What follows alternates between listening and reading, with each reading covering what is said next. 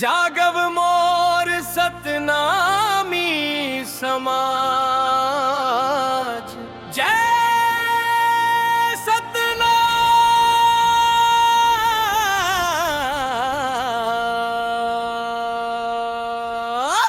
जय सतनाम, जय सतनाम।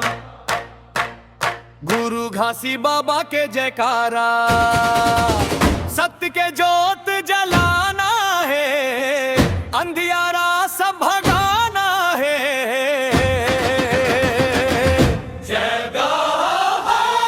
जागव मोर सतनामी समाज, गुरु के बात संभव आज। मूर्ति पूजा बंद कर वरे भाई, सत्य के रद्दा मचल लववाज। लगभव संगवारी लगभव संगीता उन्हें दो के खराब।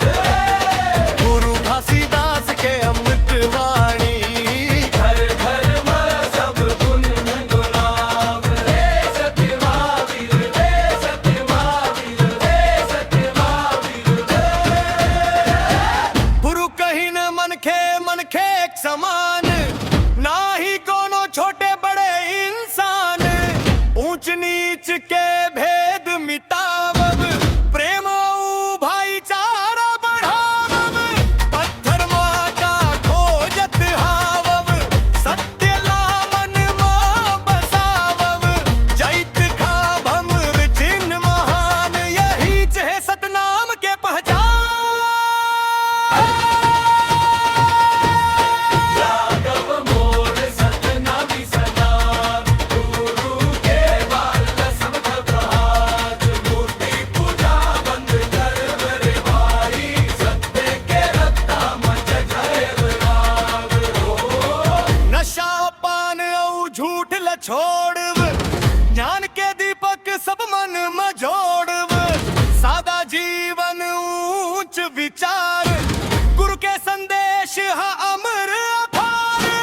नई पीढ़ी हल राह दिखावब, सत्य के शिक्षा सब ल पढ़ावब। मोर गुरु के सपना सवारब, सुंदर समाज मिलके बनावब।